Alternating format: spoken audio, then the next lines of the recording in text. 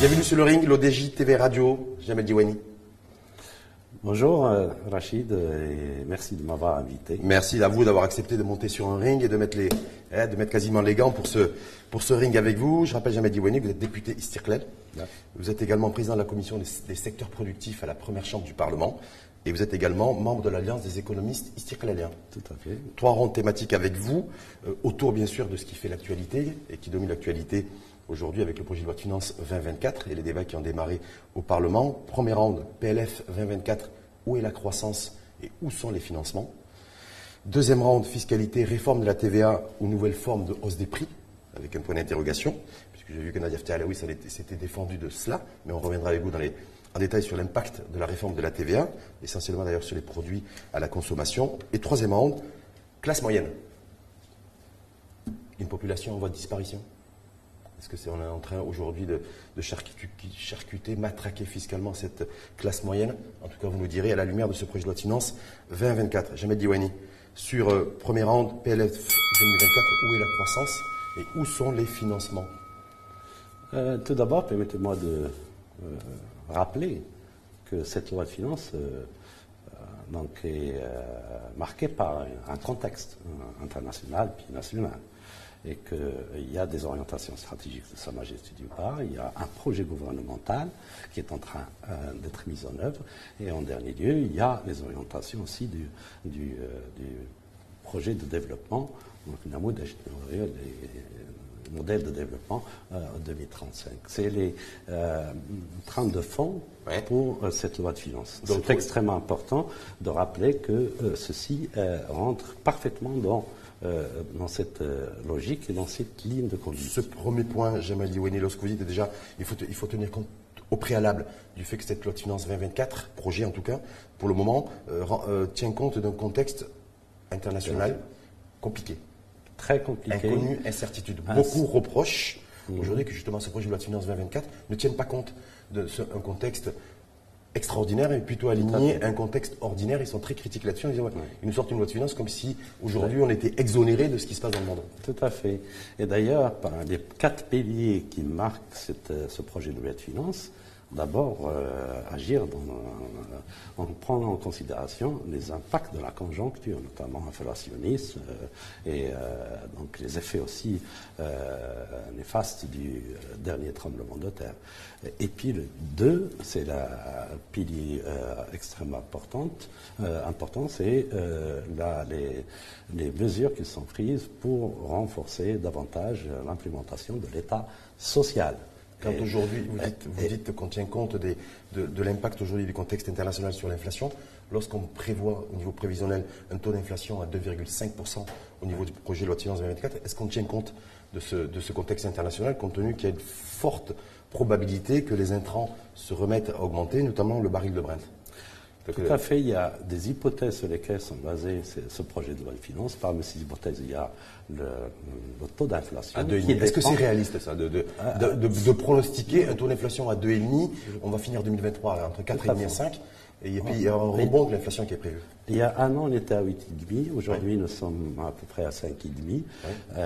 Une hypothèse, bien évidemment, est basée sur des études très, très poussées. Quelles études? Et qui a, bien évidemment, toujours une marge d'erreur, puisqu'on est dans la projection, on est dans l'avenir, et il y aura certainement soit des effets positifs qui vont encore baisser ce taux, soit peut-être une conjoncture encore plus difficile. On est mal parti pour avoir globalement, ce qui faisait il y a quelques mois que les taux d'inflation à l'international étaient tels, pour tous les pays d'ailleurs, enfin la majorité, ont été marqués par une période post-Covid, qui est aujourd'hui derrière nous.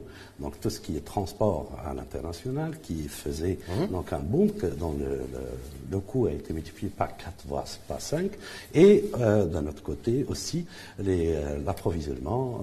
Le baril de Brent aujourd'hui, vous le pronostiquez, en tout cas, je dis vous, c'est-à-dire la coalition gouvernementale, dont fait partie d'Istiqlal et la majorité gouvernementale dans le projet de loi de finances 2024, à 82-83 dollars. Valeur là du moment et selon les pronostics et les prévisions, Banque mondiale, OCDE, le baril de pétrole devrait remonter à la hausse dans les prochaines semaines et les prochains mois, conséquences d'ailleurs directes ou indirectes du conflit au Proche-Orient. Donc, et les tensions et le risque d'escalade régionale.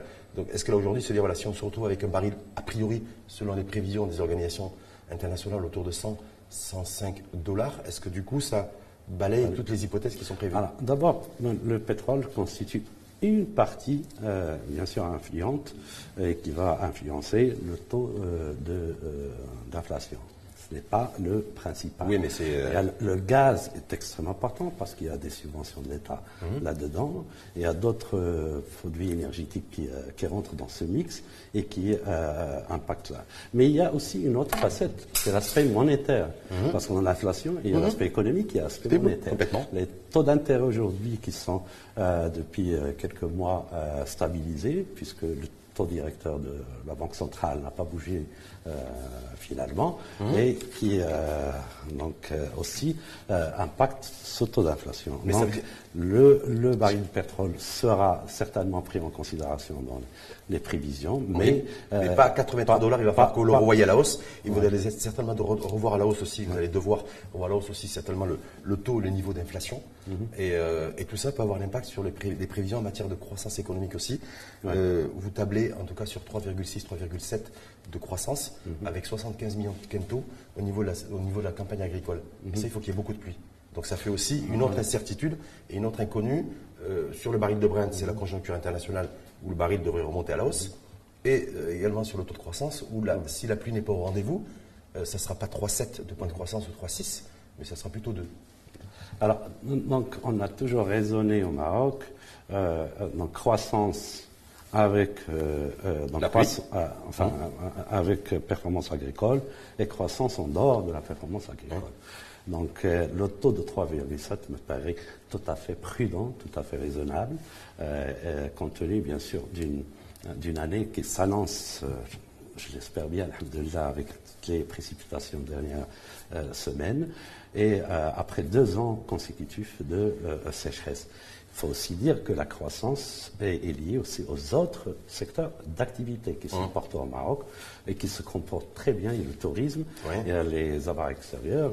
L'impact du tourisme sur le PIB est très faible. L'impact du tourisme sur le PIB est très faible. Mais il y a l'industrie aussi qui compose cette croissance qui est à l'ordre de 14%.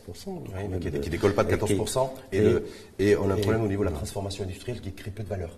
C'est-à-dire que ce secteur secondaire industriel, en matière de transformation, crée peu de valeur. Simplement de dire, voilà, est-ce qu'aujourd'hui, avec une croissance, je rappelle qu'on va finir 2023, il y avait des prévisions du gouvernement lors du projet de loi de finances 2023 à 3,2, on va finir à 2,5, 2,6 maximum.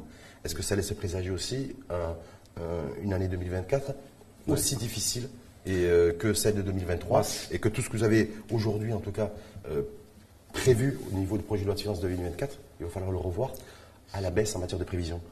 Absolument pas. Je pense que pour 2023, 2,5% est une performance, compte tenu avec toutes les perturbations qui ont connu toutes les chaînes, en fait, et pas mal de secteurs d'activité, et la hausse à l'international du prix du baril, du gaz, et aussi à une demande externe qui n'est pas encore au rendez-vous.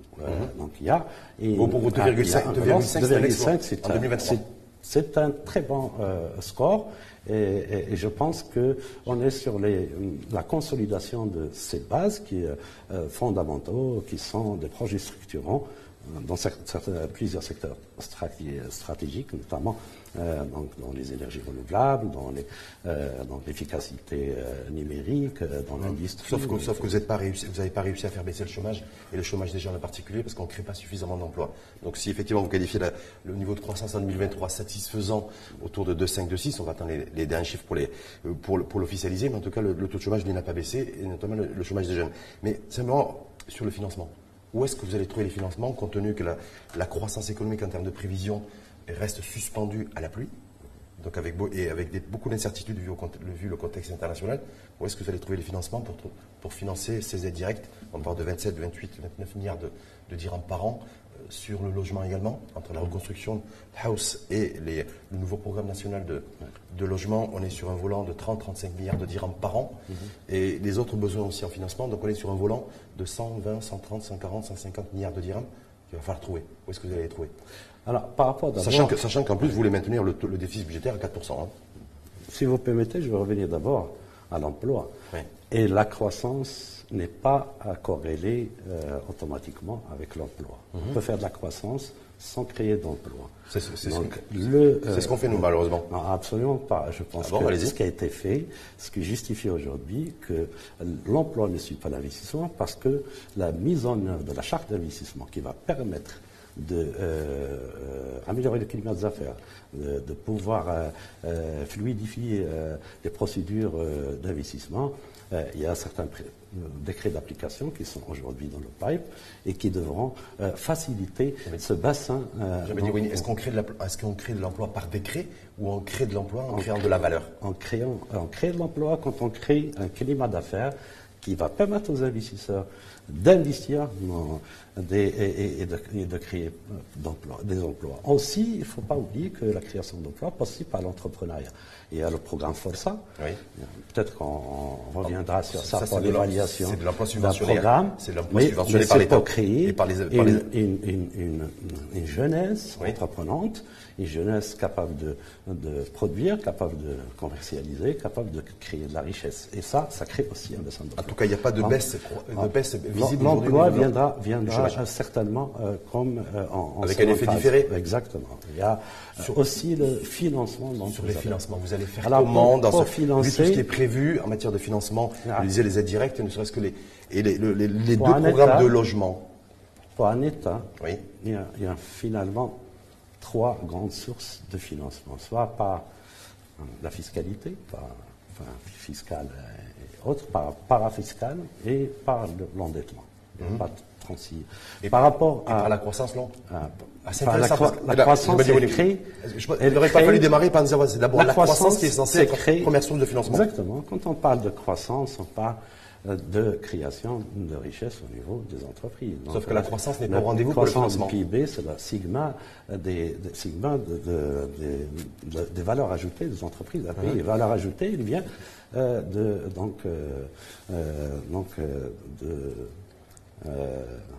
l'investissement, comme on dit, etc.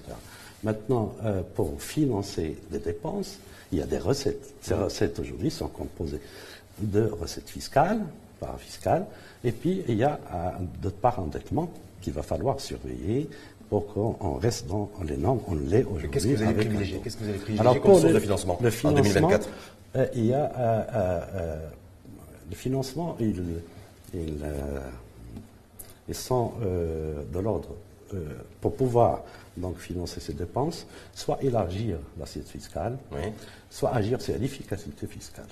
Les deux piliers, je pense qu'aujourd'hui, le ministre des Finances a ouvert déjà un chantier important au niveau de l'efficacité fiscale, parce qu'il y a des mesures l'année dernière de prélèvement à la source.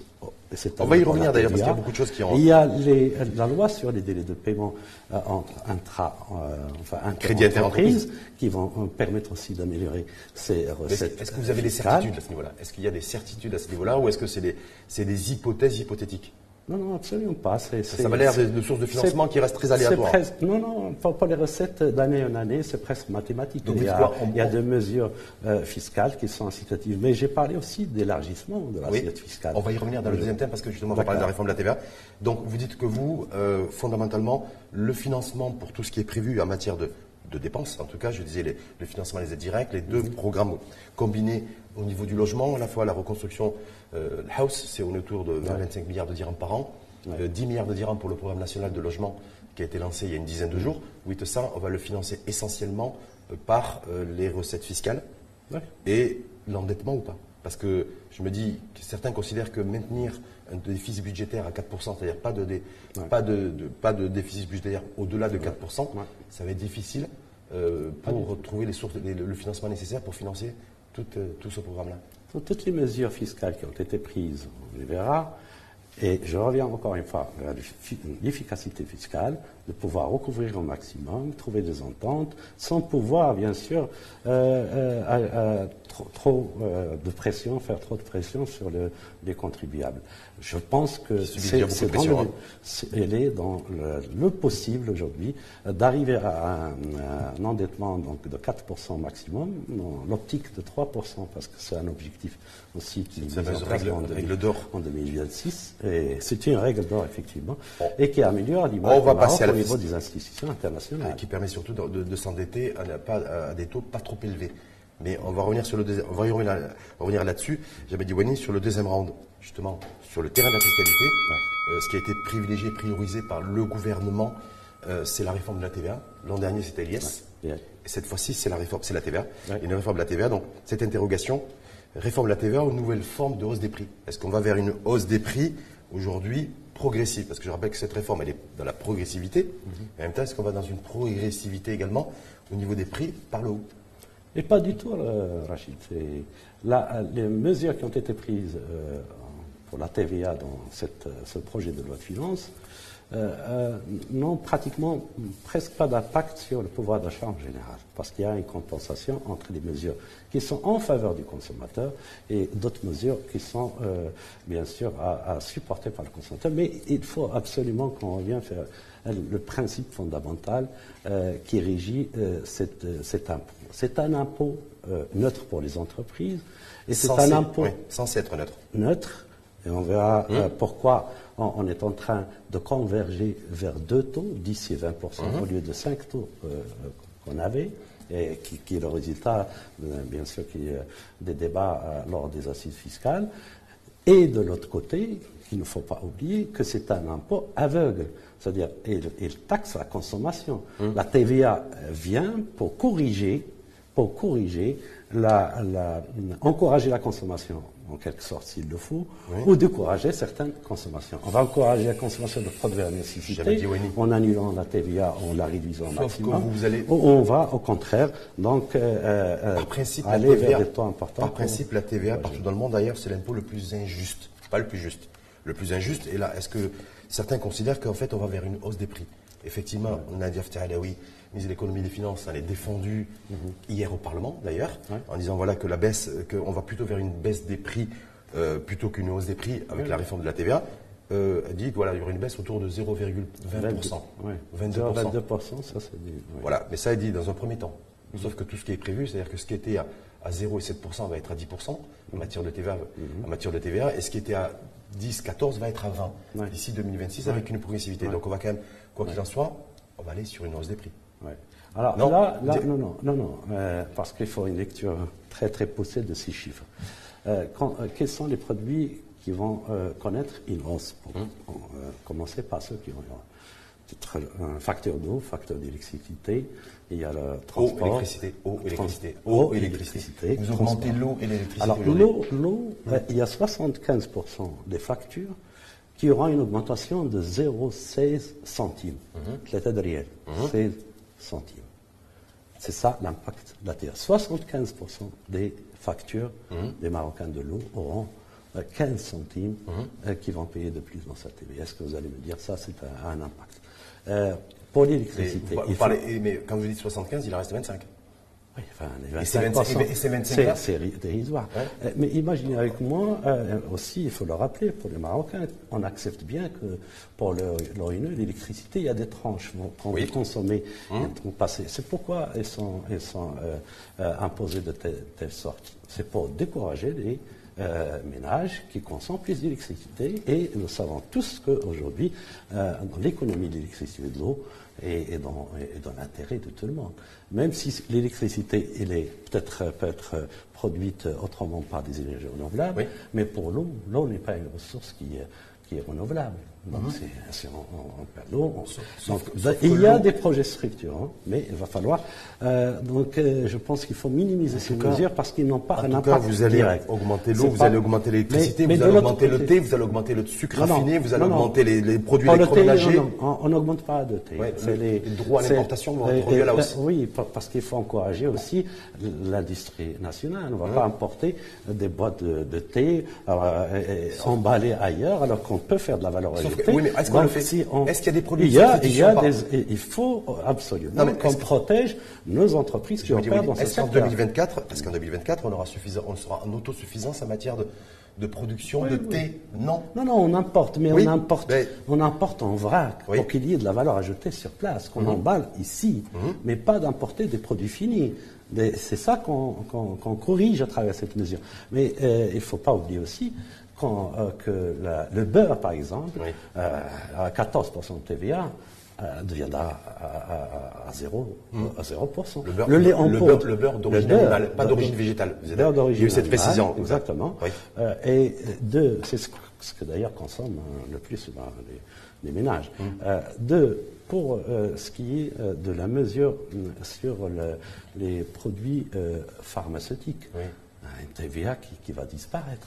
Sur les médicaments. Sur les médicaments et les intrants des médicaments. Oui. Sur les produits scolaires. Vous avez vu que l'industrie pharmaceutique est contre cette décision prise par le gouvernement, dans le cadre du projet de loi de finances 2024, de retirer la TVA sur le médicament en disant que ça constitue une menace pour l'industrie pharmaceutique. Absolument pas. En tout cas, c'est ce qu'avance comme argument l'industrie pharmaceutique chez nous. Absolument pas. Parce que la TVA, c'est un impôt neutre pour les entreprises.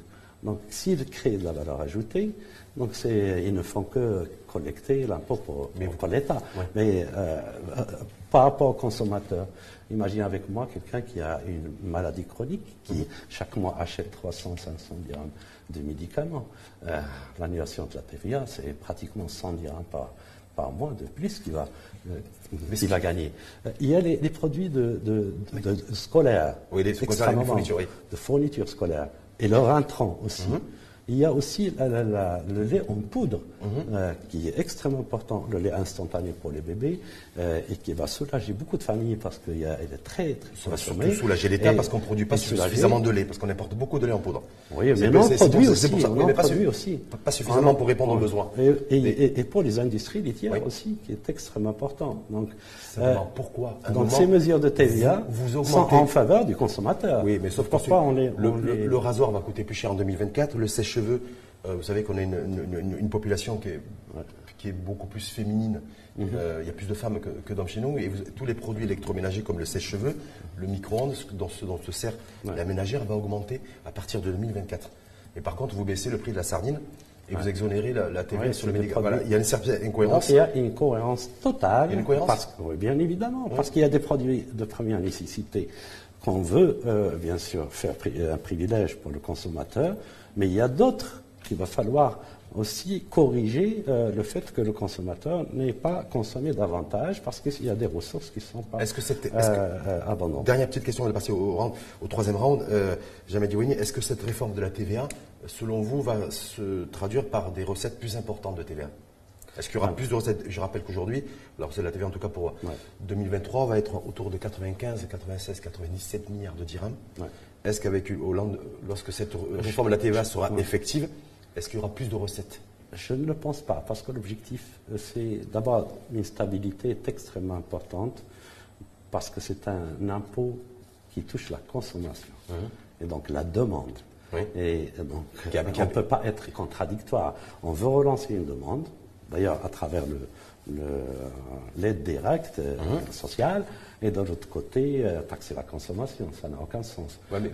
Mais la TVA devrait être en principe stable pour permettre plus de consommation vers les produits. Il n'y aura pas d'augmentation. Vous n'attendez pas. En fait, le but, c'est pas d'augmenter les recettes fiscales en provenance de la TVA. Troisième round, Jamel Diouani, classe moyenne.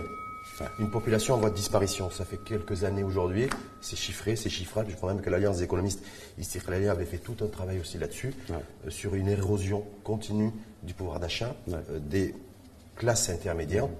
et donc des classes moyennes, est-ce qu'à la lumière de tout ce qui est prévu, tout cet arsenal qui est prévu au niveau de la réforme de la TVA, est-ce qu'on se dirige aussi vers une nouvelle forme de paupérisation et de précarisation de la classe moyenne? Il faut dire que ce projet de loi de finances accentue davantage les mesures sur la classe la plus défavorisée, qui est une priorité nationale, compte tenu de toute cette conjoncture aussi des derniers événements liés au tremblement de terre pour certaines provinces. La classe moyenne marocaine verra l'impact de ces mesures à travers plusieurs chantiers qui ont un impact indirect.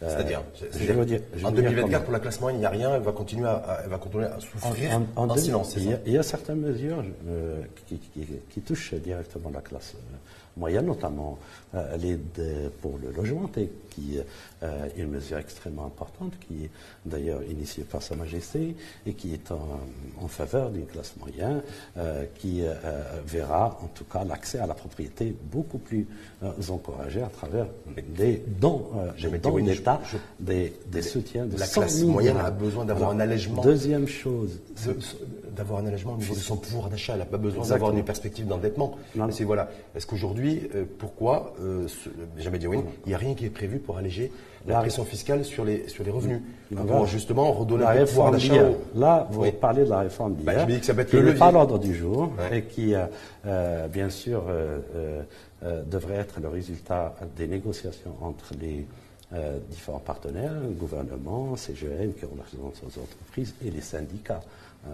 Et ça, le dialogue social, qui est aujourd'hui un dialogue institutionnalisé et qui avance et qui devrait aboutir cette année, non seulement sur les salaires et sur la rémunération des différents salariés d'État ou autres, mais aussi parce que ça va toucher d'autres mesures. Le dialogue social n'a jamais fait référence aux classes moyennes. Fawzi Larja, ministre du Budget, avait annoncé une réforme de l'IR déjà en 2023. 2022, pour 2023, là, plus personne ne parle de ça. Est-ce qu'aujourd'hui, je reviens à la thématique du jour, classe moyenne, est-ce que là, par rapport au projet de loi de finances 2024, il n'y a rien qui est prévu pour cette classe moyenne, qui est le moteur de la consommation? Donc, il n'y a rien qui est prévu. Si on veut toucher à l'impôt sur le revenu, c'est toucher à l'un des piliers de ce projet de loi de finances. C'est la redistribution des revenus, une redistribution verticale, parce qu'il y a une progressivité de l'impôt, et il y a des règles à respecter au niveau de ça, parce qu'il s'agit d'une équité fiscale. Et donc, toute augmentation de salaire à travers une réduction de l'impôt, parce que toute réduction d'impôt est un pouvoir d'achat supplémentaire pour les salariés. Mais il va falloir compenser par d'autres recettes. Donc, très concret là-dessus. La bouteille de gaz, donc de 12 kilos, va augmenter à partir du 1er avril 2024, c'est ce qui est prévu dans l'agenda, de 10 dirhams. Et ça sera chaque année 10 dirhams supplémentaires. C'est ce qui a été annoncé par le chef de gouvernement. Par le chef de gouvernement, non. Ça veut dire que la classe moyenne, qui va devoir payer à partir du 1er avril 2024, et ce jusqu'en 2026, la bouteille de gaz plus chère. On est bien d'accord. Voilà. Alors, les autres produits ont également subventionné. Ça veut dire que ce qui est prévu dans ce projet de loi de finances, c'est de rendre encore plus pauvre la classe moyenne, et donc avec une érosion de son pouvoir d'achat supplémentaire. C'est comme ça que les choses peuvent être vues également, a priori, c'est très, je dirais, caricatural, parce qu'en réalité, tout le monde parle depuis plusieurs années que la caisse de compensation n'est pas juste, qu'il va falloir la faire disparaître et la remplacer par une identification directe des populations qui ont un sang de loi, qui sont vulnérables et dans le besoin, ce qui est en train de se faire aujourd'hui par ce gouvernement, et par une aide directe qui va remplacer cette caisse de compensation finalement qui va à 80%, 90% vers des personnes qui n'ont pas le droit d'y bénéficier. Donc il y a un mérite. Est-ce que la baisse du budget avoir un double dialogue? Est-ce que la baisse et dire d'une part qu'il faut absolument trouver une solution pour cette caisse de compensation qui est totalement injuste, socialement inacceptable, et de l'autre côté, des mesures comme l'aide directe qui va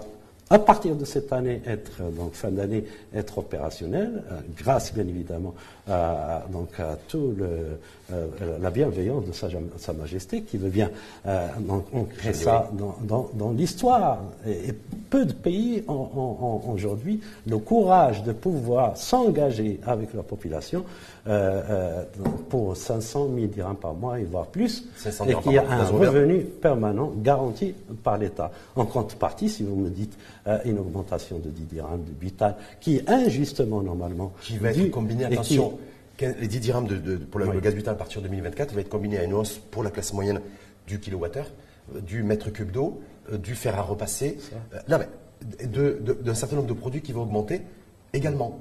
Et au niveau du transport aussi. Le transport va également augmenter puisque la TVA va progressivement augmenter.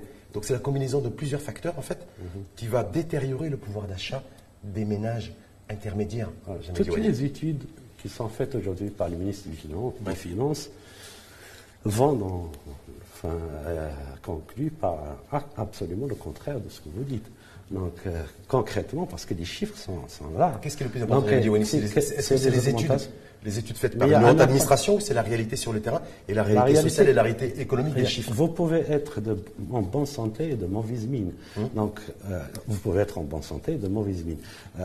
Aujourd'hui, ce qui se passe, c'est que peut-être qu'on ne communique pas assez sur les arguments qui justifient toutes ces mesures.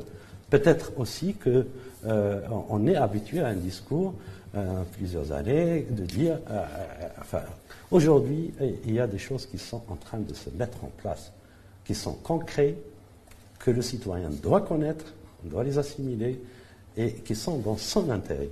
Et ce gouvernement a eu le courage et l'audace de prendre des mesures et de les défendre, et l'impact sera bientôt vu. Vous avez parlé de taux d'inflation, il y a un objectif, on va l'atteindre à 2,5%. À 2,5%. Vous prenez l'engagement d'avoir un taux d'inflation de 2,5% en 2024, ce sera ma dernière question, et un déficit budgétaire compressé et comprimé à 4%, c'est possible ça? Les yeux dans les yeux, est-ce que c'est possible? Très possible. Bon, donc on laissera le temps. Qui vivra verra, c'est ce qu'on dit? Exactement. Oui. Merci en tout cas. Que la conjoncture nous aidera là-dessus. Merci en tout cas infiniment à vous. Rachid. Jamel Diouani, je rappelle député Istiqlal, président de la commission des secteurs productifs à la première chambre du Parlement et également membre de l'Alliance des économistes Istiqlaliens.